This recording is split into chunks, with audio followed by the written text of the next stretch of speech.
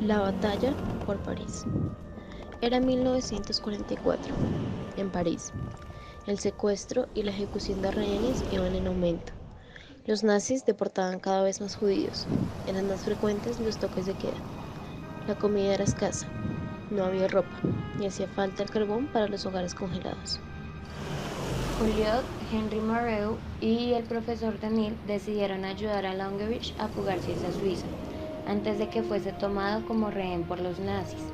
Joliot, en su inseguridad, pide a su familia, su esposa Irene y sus hijos Helen y Pierre, que vayan a Suiza a encontrarse con Langewisch.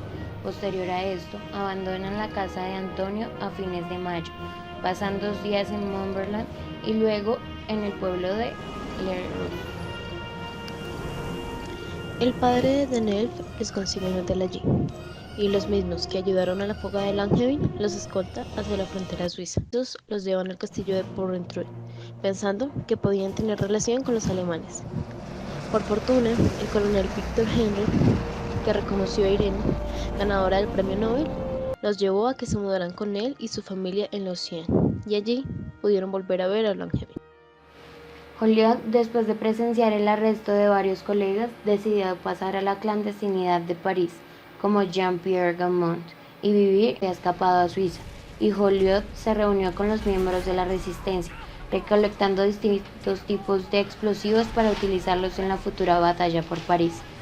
Era él el que realizaba las notas y los diagramas para fabricar granadas y minas antiataque.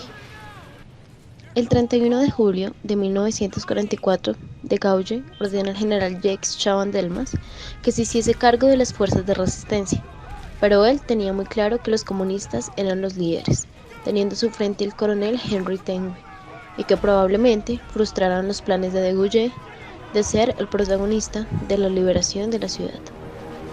Después del intento de un grupo de jóvenes comunistas de aumentar el poder de la resistencia, utilizando jovencitas atractivas para que se robasen las armas de los soldados alemanes, el 19 de agosto el coronel Henry Tengueff anunció el principio de la liberación. Como se esperaba, un ataque de un momento a otro. Joliot se dirigió al laboratorio de Henry Moreau con otros 2 hombres para realizar bombas Molotov, que serían pasadas a los policías para que se les entregasen a los combatientes de la resistencia. A media tarde se acercan 3 tanques enemigos a la jefatura de policía e inicia la batalla de los dos frentes, los tanques con proyectiles y la policía con las bombas Molotov. Willy Link, que había estado observando las bombas Molotov de Joliot-Curie, enfurecido, decide aventar un proyectil e inmediatamente los de la resistencia corrieron a buscar refugio. Pero Fournet, sargento de policía y líder de la resistencia del departamento de policía parisino, los detiene. Ya cuando la policía se ve sin municiones, el cónsul sueco Raoul Nordling pacta una tregua breve entre los dos bandos, junto con el general nazi von Schloss. Se reanudó la batalla y los alemanes estaban listos para destruir París bajo las órdenes de Hitler. Sin embargo, el 25 de agosto de 1944, von Chontis, en lugar de destruir la ciudad, se rinde y entrega París a los franceses.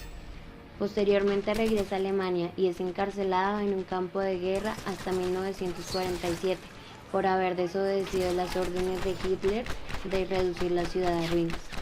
Mientras, Hans Spiegel, que había sido ordenado por Hitler para destruir París, pensaba en cómo asesinar al Führer.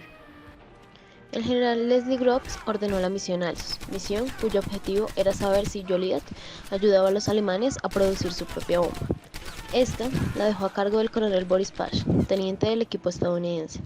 Pash asignó a Nal Leonard para que protegiera a Joliot y lo envió a Londres como parte de la trampa.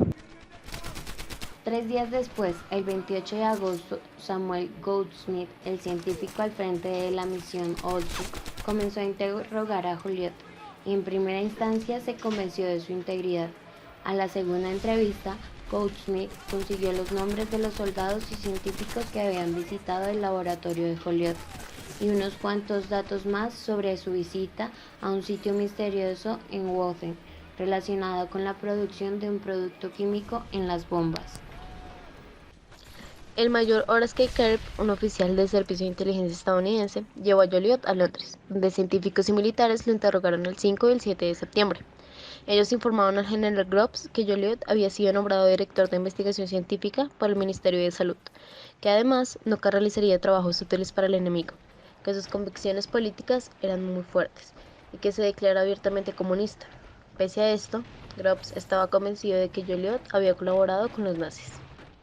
Joliot aprovechó y preguntó acerca de la investigación nuclear en los Estados Unidos, y como era de esperarse, no fue posible el acceso a dicha información.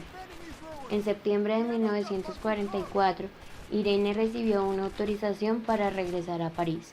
Ella, junto con sus 2 hijos, llegan a casa de Anthony. Se autoriza a Halban a que visite a Joliot y, para desilusión de Groves, los micrófonos que mandó instalar para la charla no captan la conversación. Mientras, Halban le contaba a Joliot del proyecto de los Estados Unidos para producir una bomba atómica, y la mayor preocupación era que Francia llegase a participar de los beneficios del uso de la energía nuclear en tiempos de paz.